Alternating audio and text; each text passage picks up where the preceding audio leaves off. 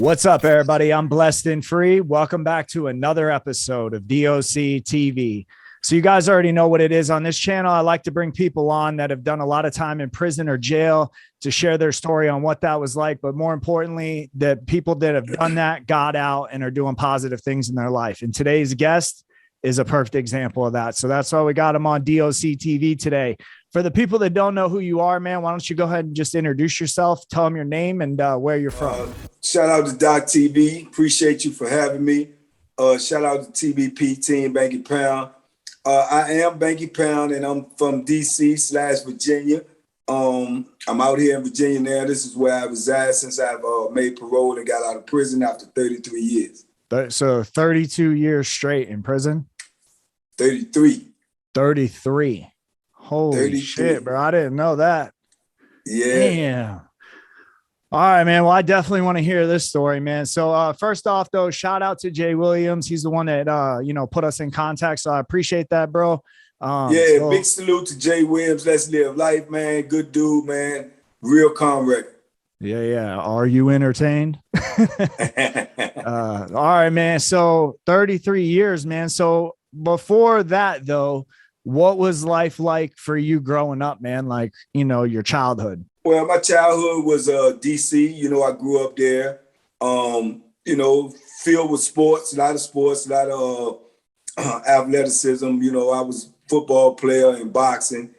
Tried other sports, didn't really work out that well. So I stuck with what I liked and what I was good at, which was football and boxing. Played football, man, for a big school, man. A lot of people came out of my school, man. H.D. Woodson, former quarterback in the NFL, Byron Leftwich, he came from that school as well. So, okay. Nice school, man. I did a lot of good things in football. Had a few scholarships to go play football. Even though I was small for the position that I played, which was quarterback, I still had some offers because I was pretty athletic. I got a little anxious and greedy, and I ended up leaning towards the boxing thing. And I think if I would have stuck with school, I would have been in a different setting. I would have been in a different environment because, when you're in school, you're on a college campus, you got rules and regulations, You got structure. But being that I went to the boxing side, even though it takes up a lot of your time training and preparing or whatnot, you still had a lot of leisure time.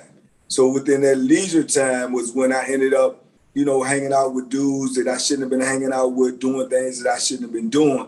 I ended up getting with a dude that I had met that came down from New York probably 2 years prior. Me and him hung out a lot together. His name was John.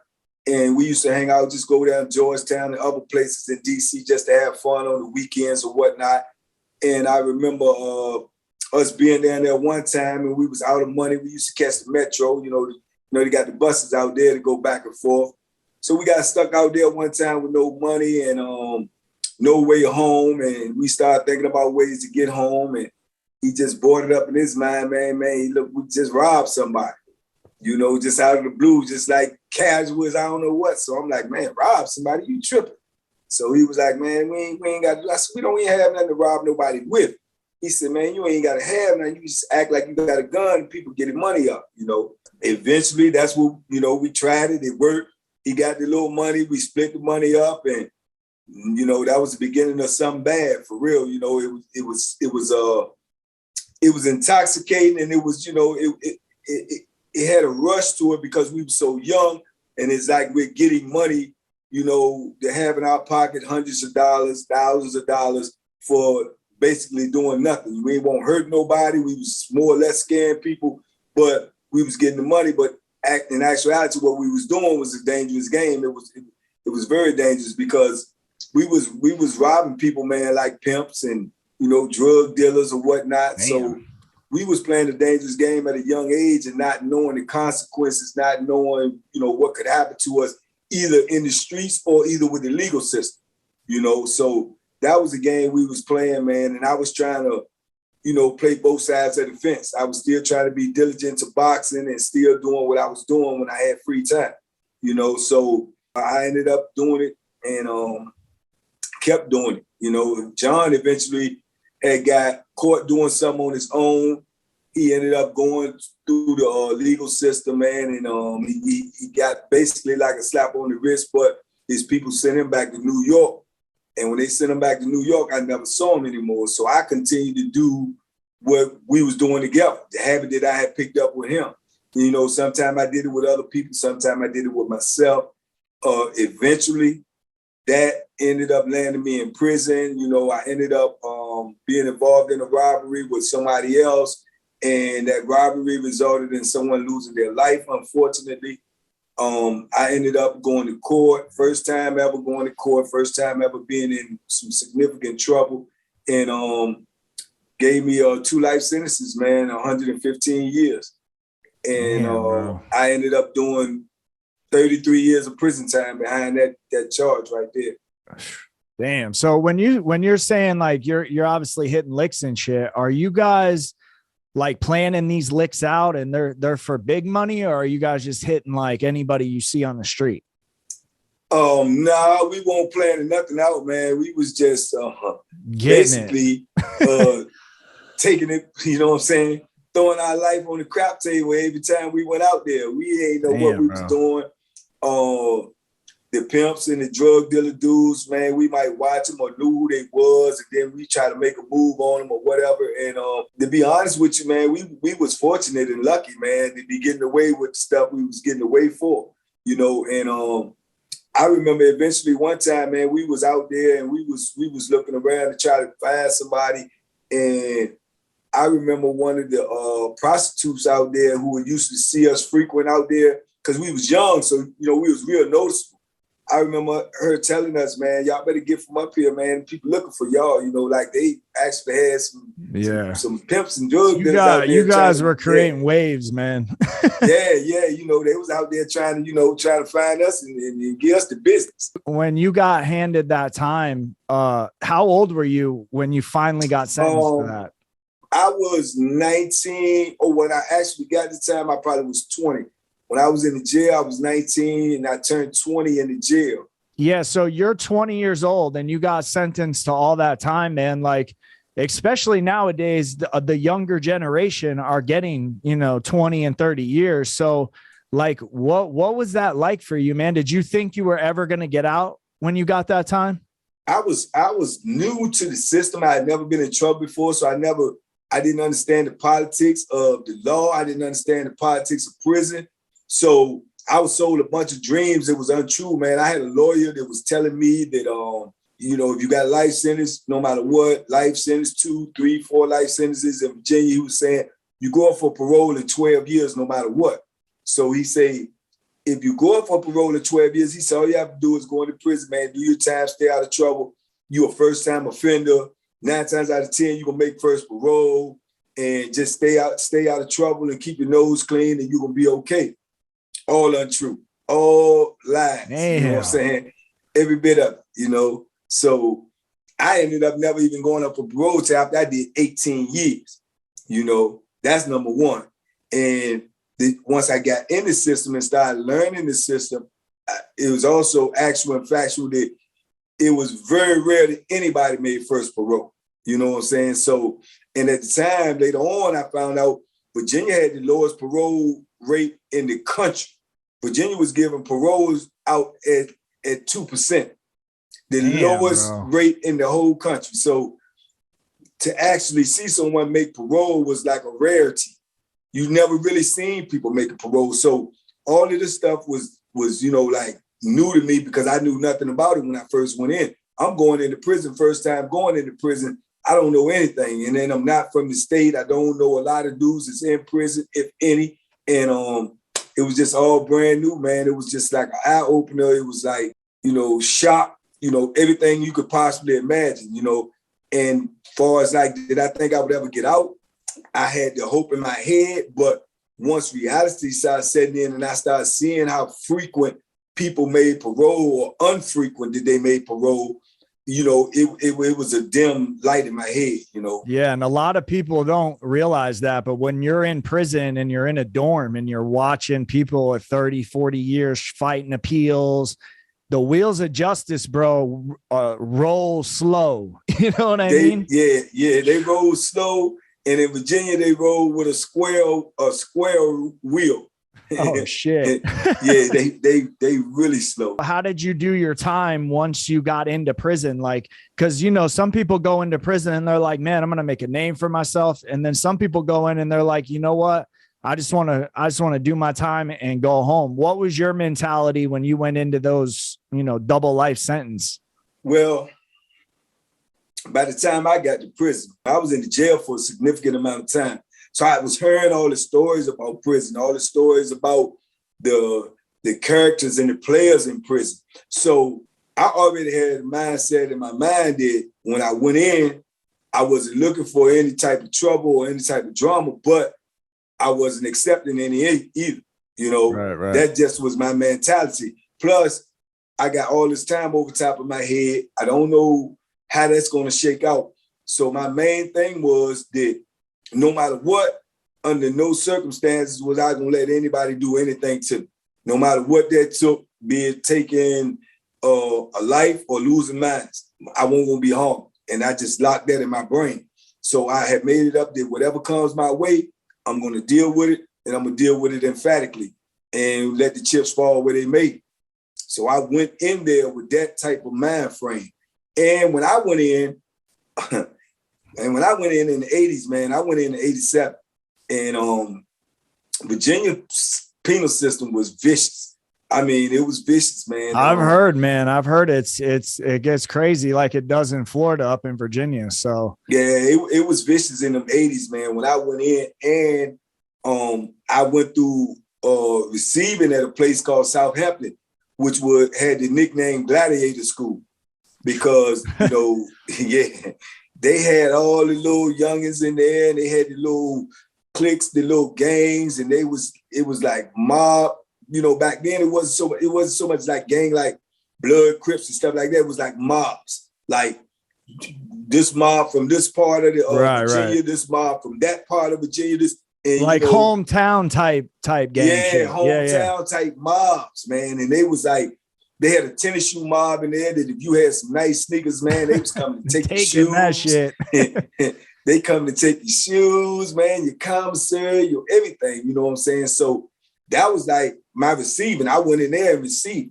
So the first sign of drama I had in receiving, man, I ended up getting rumbling with a dude that wasn't actually something that was I created or I started. The dude came at me because of what somebody else did, but he had misinformation. He came at the wrong dude. So I ended up beating him up real bad. And man, it was like, I just had bad luck, man, because it was like, I guess because of the time that I had and me coming in there with the choice that I had, they was looking at me like, now you just getting here and then this is what happened. So boom, they cut my receiving short and sent me to 500 Spring Street, which was called the Wall, which was at the time the worst prison in the Virginia, penal system. So they sent me straight there where. Damn, bro, you got bad luck. Yeah, you know what I'm saying? I don't know nothing about prison. I ain't really, got the gist of what's going on or nothing yet. And here it is, I'm sitting in the worst, most dangerous prison in Virginia, you know? And I'm like, you know what I'm saying? What's going on? And they put me as like 4 tiers high, which heights is one of my Achilles heels, and they put me on the top tier. Damn, so bro. I'm like, man, but, so yeah, my beginning was, it was rough, man. It was rocky. When you're saying like you weren't hip to the penal system, are you talking about like how to do time, or are you more talking about like because a lot of people don't know, man, like if you've never been to prison and you walk into prison, there's cats that have been there 4 or 5 times or been there a long time. And before you know it, man, you can be manipulated, finessed, talked right up out your fucking socks and not even realize what's going on. Is Absolutely. that more? Yeah. Is that more what you mean about? That's more or less what I'm saying. It's like both of what you said. I didn't know how to do time, and I didn't know all the politics, all the games, and you know what I'm saying, the trickery, the flammery, and I didn't know none of that. All I knew was if you bothered me, then you was gonna have some problems. Yeah, that's all I knew. But I didn't understand all of that other stuff. And I ran into all of that within just in the wall. You know what I'm saying? But it was like within my first week or so there, man, I seen a dude get killed. right? I actually saw a dude lose his life. He got stabbed multiple times. I talked about this on my channel before. He got stabbed multiple times, man. And he just laid there and died.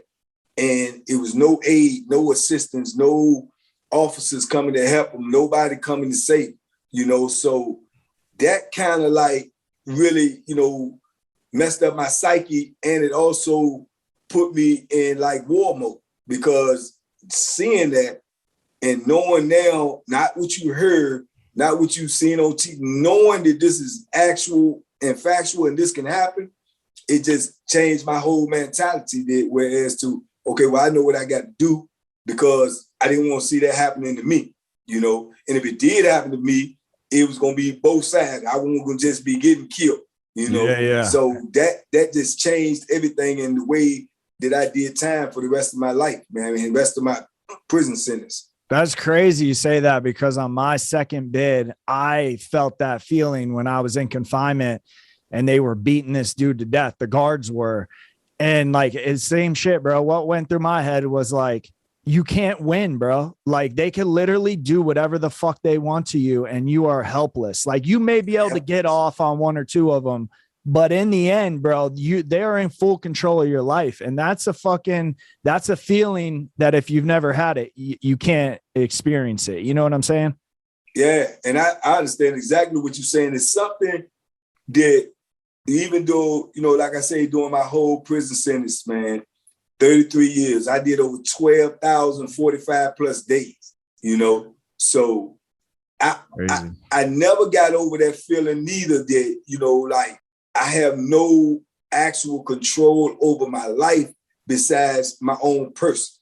That's why I took it upon myself to say, like I say, if you try to harm me, be it you CO, convict, whoever, I'm just going to defend myself to the fullest, because that's the only control that I actually had. Because they want to come in your cell, they can come in your cell, they can go through your stuff, they can lock you up, they can wait till you get handcuffs on, they can beat you up, they can do all of these things to you, and you have no recourse besides your own violence, And that's what I say in my channel when I explain to people, violence is a universal language. I don't care who you are or what country you in, everybody understands violence. And in prison, it's a sad fact, but that is the ultimate and only way that you can actually get your point across. Facts. Because they're not going to listen to nothing else. No one is going to listen. Oh, don't take my stuff, or don't disrespect me, or they're not going to listen to that verbally. They not. You know what I'm saying? The only thing they're going to understand is violence. And it's crazy, man, because in there, like, the dude will steal your shit, right? I mean, not yours, but I'm just saying, a dude will steal someone's shit, and the dude will be like, bro, why'd you steal my shit? And the dude that stole his shit will be like, bro, why the fuck you disrespected me? You know what I'm saying? Like, the whole fucking, like, the whole culture and everything, like you said, man, like, it's like kind of kill or be killed, survival of the fittest. It's a different world. It's like a microcosm of the real world. People are actually living in the real world, but they're living in another world at the same time. Whereas to the real world, laws don't even apply. You got dudes in there steal your stuff, man. They steal your clothes and wear them the next day as if you know what I'm saying? In front of you. Are you kidding me? Like this, like, I noticed my stuff, you know what I'm saying? So yeah. It's have like, your initials on it and shit. Yeah. I done seen dudes steal dude stuff, and they got his initials on them, and the dude asked him, what's up? And he like, this ain't yours. Are you kidding? And then if he persisted it's his, then he ended up getting, busted up or stabbed up or something about his own stuff. I see know, what I'm saying? It's crazy. So it's just an insane world, man. And I be trying to preach, especially on my channel, man, on Banky Pound. I tell stories about all these experiences that I had in prison, which is just unlimited amount, because something goes down every day, you know? And like I say, I did 12,045 plus days. So I just got an unlimited amount of incidents and things in my head. And I try to explain that to you so that maybe some of these young dudes out here would see my, stories, or see one of my prison stories or something, and they'd be like, man, this ain't the life I want to live. You know what I'm saying? Because trust and believe me, I don't care what you're doing out here on the street. I don't care if you consider the gangster. I don't care if you consider you using that pistol out here and people scared of you. None of that matters in prison.